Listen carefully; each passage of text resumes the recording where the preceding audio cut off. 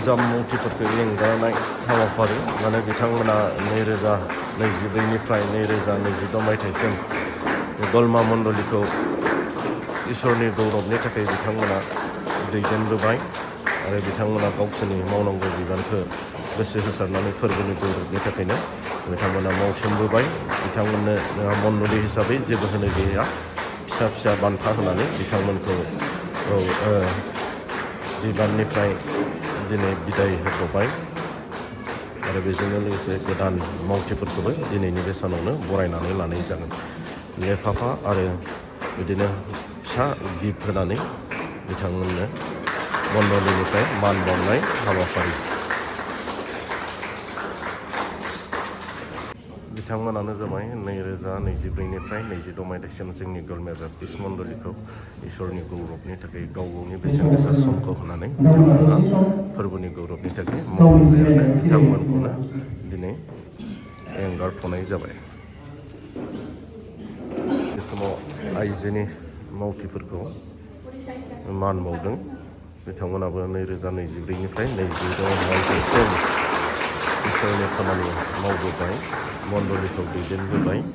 बिथांमोनखौ दिनै फिसा फिसा बान्था होनानै जागोन।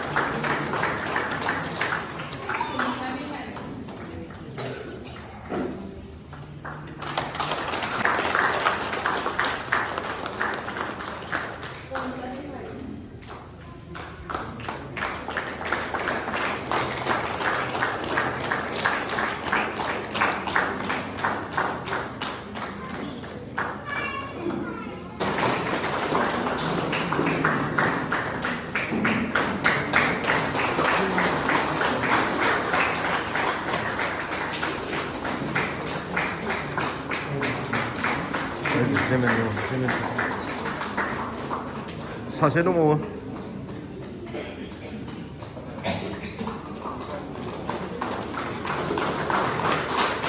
नैरोजा 26 मायथाइनिफ्राय 28 मायथाइसिम गोदानै पास्टर बिबान मोननाय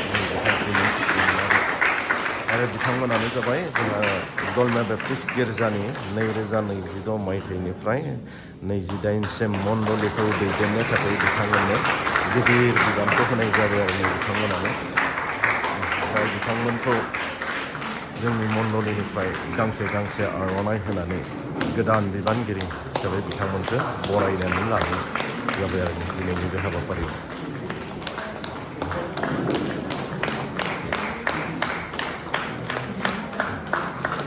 बिथांमोनानो निउ कामार गोदान बिबानगिरिफोर।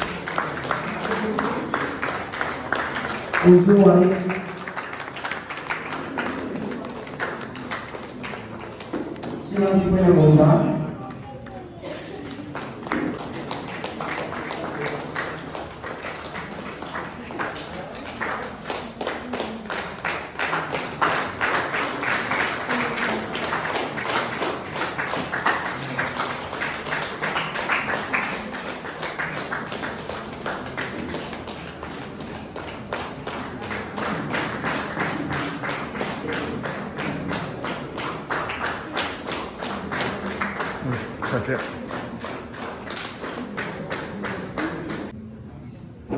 जोंनि गलमा बेप्टिस्ट गिर्जानि 2026निफ्राय 28 मायथाइसिम जे जोंनि गलमा मण्डलीखौ दैदेननो बा आरो इसोरनि गौरबनि थाखाय खामानि मावनो थाखाय मण्डली आरो आइजो बिफान आरो इयुथ डिपार्टमेन्टनि मावथि सोद्रोमाफोरखौ दिनै मण्डलीया बरायनानै लादों गांसे गांसे मान फालि आर'नाइनि गेजेरजों आरो बिथांमोननि सायावनो नैबे 2026 आरो 22निफ्राय 28सिम मण्डलिनि जौगानायनि आरो जोंनि इसोरनि साफ्रोमबो फोथायारि फिसाफोरनिसिम गेदेर इसोरनि बानिखौ होनाया बिथांमोननि बिबानाव थागोन आरो बिथांमोनखौ मदद होनो थाखाय जोंनि गलमा बेप्टिस्ट मण्डलिनि साफ्रोमबो फोथायारिफोरा हेफाजाब आरो मदद होलांगोन आरो बिथांमोननो थुलुंगा होनांगोन इसोरनि गौरबनि थाखाय खामानि मावनो बिथांमोनखौ दायो आर'नाइ बा बर'नि ट्रेडिसनेल मान फालि आर'नाइ होनानै बिथांमोनखौ दिनैनिफ्राय बरायनानै लागोन आरो बिथांमोनानो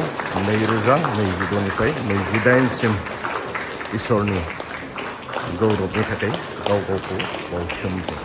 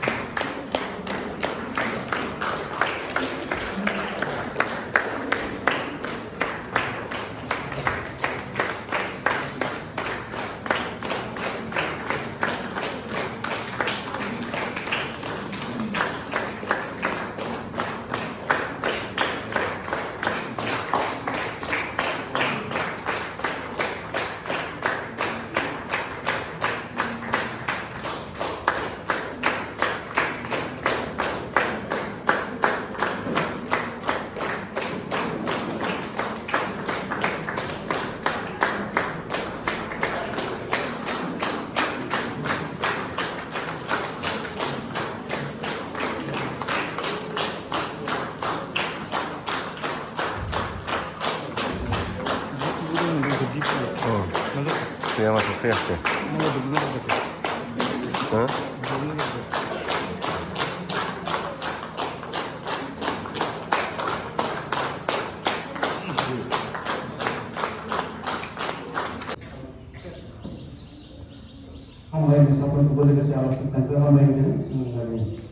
नोंनि इच्छाजों नोंनि थांखिजों आखिरबादजों बे गलबा बाप्टिस्ट मन्दिरखौ फोसावबाय बर'फ्रा समावनो प्रभु दिनै नुथायदों नोंनि फिसाखौ गोख्रों हेंथो खुलुमनो सिबिनो नुथाय जादों आरो 2027-28 मायथाइहालागै बेनिफ्राय गोदान मावथिफोर गोजामखौ नागारनानै एंग्लायनानै गोदान मावथिफोरखौ फसंबाय प्रभुनि सिगाङाव जेरैहाय दैदेनलांबाय बिथांमोनखौ सहाय खालामबाय आरो जायफोर बिबान लाबाय बिथांमोनखौबो नोंनि गोथार जिउमाजों हेफाजाब होगोन बेनिनो नोंनि बाथ्रानि सैथोजों सावरायनानै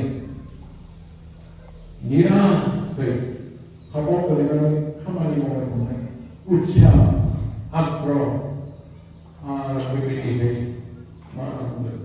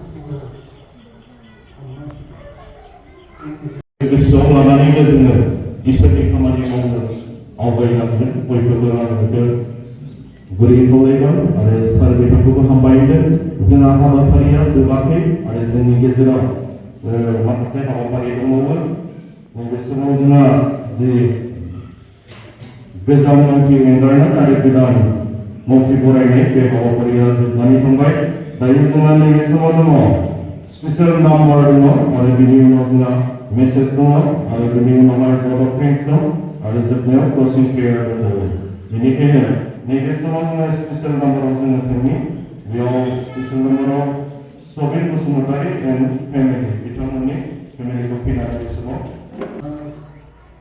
Kaya disudo naman. Disudo na ito kayo. Nasa mga